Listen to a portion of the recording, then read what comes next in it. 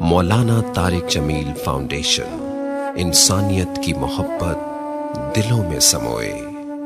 اس رمضان المبارک M T جے foundation پھر سے چاہتی ہے آپ کا بھرپور ساتھ، کیونکہ تعلیم سے دور، اپنی چھت سے محروم، صحت کے مسائل سے دوچار اور سیلاب اور زلزلوں کی تباہ کاریوں کا شکار لاکھوں افراد کی زندگی آپ کی زکوٰۃ سے بدل سکتی ہے۔ اپنی زکوٰۃ، صدقات اور عطیات ایم ٹی جے فاؤنڈیشن کو دیں۔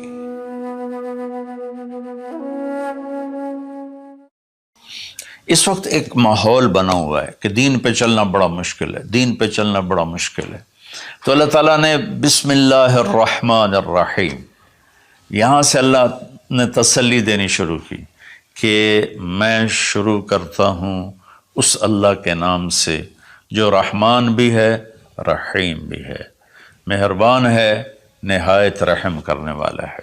تو پہلا ہی جملہ بتاتا ہے کہ جو رحمان و رحیم ہو وہ کوئی ڈنڈے سوٹے کا قانون تو نہیں بنائے گا، بہت نرم سا بنائے گا، ہماری فطرت کے مطابق بنائے گا۔ بھوک کی حالت میں روٹی کھانا کون سا مشکل کام ہے، افطاری کے وقت کھانا کون سا مشکل کام ہے، ہر کوئی جھپٹنے پر تیار ہوتا ہے۔ پھر دوبارہ اللہ نے تسلی دی، الحمدللہ، سب تعریفیں اس اللہ کے لیے ہیں۔ حمد اور مدح، یہ قرآن کے دو لفظ ہیں۔ حمد ہے وہ تعریف جس کے وہ لائق ہے، اور مدح میں خوش آمد ہے۔ آپ نے فرمایا یا معاذ ایاک والتمادح فإنہ الذبح، معاذ خوش آمد کرنے سے بچنا یہ ذبح کر دینے والی چیز ہے۔ تو اللہ تعالیٰ نے کہا سب تعریفیں تیرے اللہ کی، اور اللہ کے صفاتی نام 99 ترمذی شریف میں ہیں، لیکن وہ 99 نام صرف نہیں ہے، بلکہ جیسے اللہ اپنی ذات میں لامحدود ہے تو اس کی نام بھی لامحدود ہیں، لیکن ذاتی نام جو ہے وہ اللہ ہے۔ اللہ میرے بر صغیر میں خدا بولا جاتا ہے عام طور پہ، اہل علم بھی یہی بولتے ہیں، عام لوگ بھی یہی بولتے ہیں۔ میرا اس سے کوئی اختلاف نہیں ہے کہ یہ نہیں بولنا چاہیے۔ خدا فارسی کا لفظ ہے، پتہ نہیں کس نے یہ لفظ بنایا، خدا، وہ جسے کسی نے نہ بنایا ہو اسے خدا کہتے ہیں، لیکن اللہ نے اپنا نام بتایا کہ میرا نام اللہ ہے۔ تو ترجمہ لفظوں کا نہیں ہوتا، نام کا ترجمہ نہیں ہوتا، ترجمہ عبارات کا ہوتا ہے۔ میرا نام طارق جمیل ہے، اس کے الفاظ کا مطلب ہے کچھ، لیکن مجھے طارق جمیل کہہ کے پکارا جاتا ہے، اور طارق رات کو آنے والا، اور طارق کھٹکھٹانے والا، میں تو کوئی نہیں کھٹکھٹا رہا۔ مولانا خوبصورت، جمیل خوبصورت کو کہتے ہیں، نام کا ترجمہ نہیں ہوتا۔ اس لیے بہتر یہ ہے کہ اللہ کو صرف اللہ کے نام سے پکارا جائے، اللہ، سبحان اللہ، زبان ہی میٹھی ہو جاتی، اللہ۔ یہ کوئی حرام حلال کی بات نہیں کر رہا ہوں، افضل اور اولا کی بات کر رہا ہوں کہ جو نام اللہ نے اپنا کہا، اللہ، قرآن کو شروع اس سے کیا، ہمیں اللہ کہنا چاہیے۔ جو لفظ اللہ میں نور ہے وہ لفظ خدا میں ہے ہی نہیں، صرف اللہ کا حق، صرف اللہ کا حق۔ اور اللہ کے نام میں ایک عجیب صفت ہے، کسی بھی نام کا کوئی لفظ حرف نکالو تو مطلب بدل جاتا ہے۔ جیسے طارق، رات کو آنے والا، طرق، الف نکال دو، طرق، تو طرق کا مطلب ہے زمین پہ قدم مارنا، طریق سے طرق ہے۔ طریق ہوتا ہے زمین کی وہ جگہ جس پر پاؤں کی دھمک پڑتے پڑتے پڑتے پڑتے راستہ بن جائے، اس لیے اس کو طریق کہتے ہیں۔ تو توئے ہٹا دو تو ارق، بے قرار۔ جمیل کا جیم ہٹا دو تو میل بن گیا، میل بن گیا۔ یہ ہٹا دو تو جمل، اونٹ بن گیا۔ لفظ اللہ کی ایک خصوصیت ہے کہ اس کے ہر حرف کو ہٹا دو تو اشارہ اللہ کی طرف ہی ہوتا ہے۔ اللہ اللہ ہی ہے، الف ہٹا دو، للہ، تو اللہ کہتا ہے للہ ما فی السماوات و ما فی الارض، تو اشارہ اللہ کی طرف۔ اگلا لام ہٹا دو تو بچ جاتا ہے لہو، تو اللہ تعالیٰ کہتا ہے لہو ما فی السماوات و ما فی الارض۔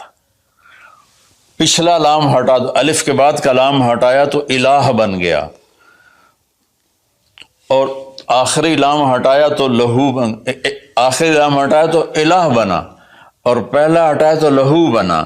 تو میرا رب کہتا ہے اللہ، اچھا اللہ، الف ہٹا دو، للہ اللہ، للہ ما فی السماوات و ما فی الارض، پھر لام بھی ہٹا دو، الف بھی ہٹا دیا، لام بھی ہٹا دیا، تو لہو ما فی السماوات و ما فی الارض، پھر آخری لام کو ہٹا کے پہلے لام کو بچا لیا تو وَهُوَ الَّذِي فِي السَّمَاءِ إِلَٰهٌ وَفِي الْأَرْضِ إِلَٰهٌ۔ اور پھر سب سے عجیب بات کہ سارے حرف ہٹا کر آخری ہے کی پیش کو باقی رکھو نا، تو وہ ہے اللہ لا الہ الا ہو، اللہ لا الہ الا ہو، هو اللہ الذی لا الہ الا ہو، قل هو اللہ احد، هو اللہ الذی لا الہ الا ہو، یہ لہو ما فی السماوات و ما فی الارض۔ تو اللہ تعالیٰ نے ہمیں تسلی دی کہ میں بہت بڑا ہوں۔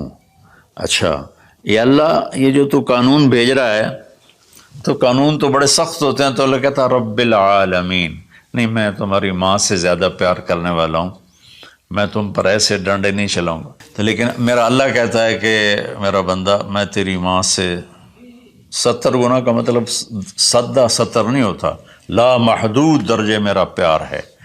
پھر تسلی نہیں ہوتی، اللہ تو قرآن تو بھیج رہا ہے، پتہ نہیں ہم عمل کر سکیں گے کہ نہیں کر سکیں گے۔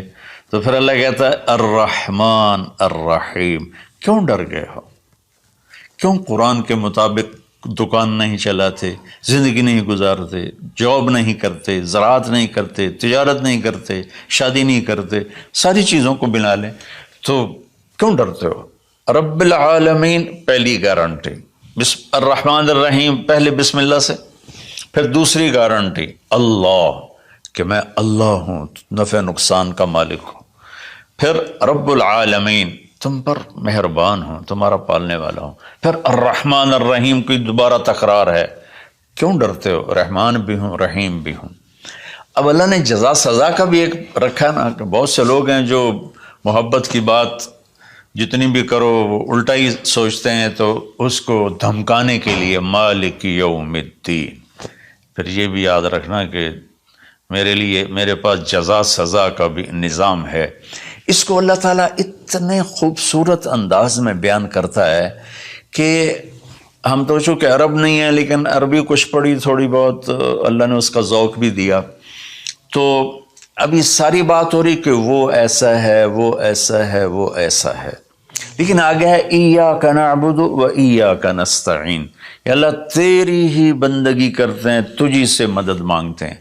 تو ایک دم جیسے اللہ سامنے آ گیا ہو، الحمدللہ رب العالمین الرحمن الرحیم، ان الفاظ نے اس طرح کر دیا جیسے اللہ میرے سامنے آ گیا ہے، جیسے کأنک تراہ، جیسے اللہ میرے سامنے آ گیا تو میں کہتا ہوں ایاک نعبد، یا اللہ میں تو تیری ہی بندگی کرتا ہوں، و ایاک نستعین، یا اللہ میں صرف تجھے پکارتا ہوں مدد کے لیے، میں کسی اور کو نہیں پکارتا۔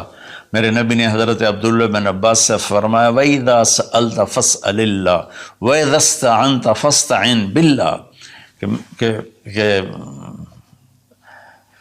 اے بچے، اے میرے یا غلام، اے میرے پیارے چچا زاد بھائی، تو ایسا جب تجھے پکارنا ہو تو اللہ کو پکارنا، مدد کے لیے صرف اللہ ہے جو آتا ہے، اللہ کے سوا کوئی مدد نہیں کر سکتا۔ یہ اسباب کی دنیا ہے، ایک دوسرے سے مدد لینا، تو میرے نبی نے قرضے اٹھائے، میرے نبی نے زرہ پہنی، میرے نبی نے تلوار اٹھائی، لیکن وہ کام جو براہ راست اللہ کے ہاتھ میں ہے، ان میں صرف اللہ کو پکارا جاتا ہے، ان میں صرف اللہ کو پکارا جاتا ہے۔ ایاک نعبد و ایاک نستعین، علماء فرماتے ہیں ساری آسمانی کتابوں کا خلاصہ قرآن ہے، اور قرآن کا خلاصہ سورۃ فاتحہ ہے، اور سورۃ فاتحہ کا خلاصہ ایاک نعبد و ایاک نستعین ہے۔ اے میرے اللہ، یا اللہ، یہ صرف اللہ کے ساتھ ہے اور کسی کے ساتھ نہیں ہے۔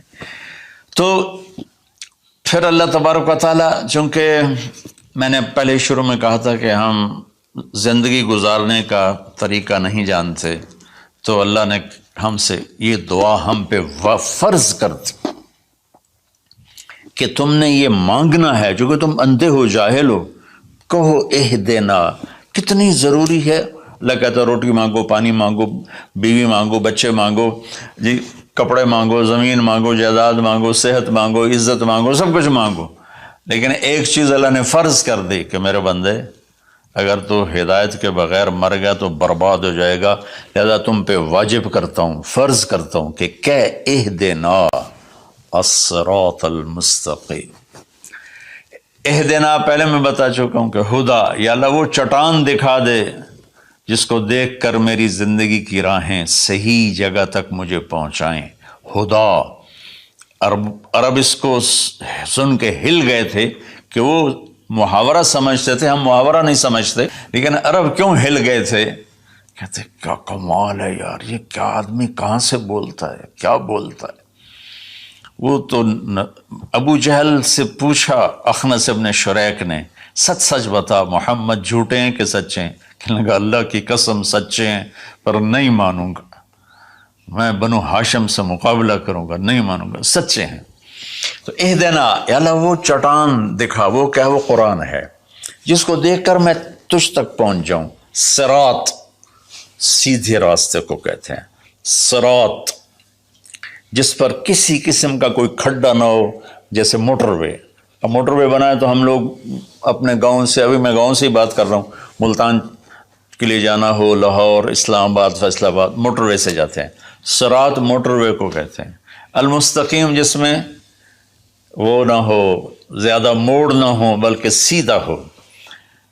الذین انعمت علیہم،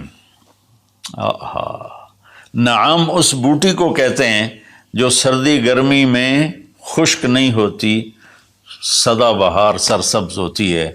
تو نعمتاً، یا اللہ وہ راستہ دے جس میں ہر چیز ملتی ہو، سبزہ بھی ہو، خوشیاں بھی ہوں، اور اس کے راستے میں کوئی سروس اسٹیشن بھی ہو، اور کھانے پینے کا سامان بھی ہو، کوئی بوفے بھی ہو، اور کوئی جو پیٹرول اسٹیشن بھی ہو۔ آج کی زبان میں کہہ رہا ہوں، یا اللہ وہ راستہ دے جو آباد ہو، جو سرسبز ہو۔ نعم کے اندر یہ معنی موجود ہے، غیر المغضوب علیہم ولا الضالین۔ پھر کہا آمین، زور سے کہو آمین۔ تو میرے رب نے فرمایا کہ یہ مانگو کہ مجھے سیدھی راہ دکھا۔ اللہ نے زکوٰۃ فرض کی ہے تو زکوٰۃ نکالو۔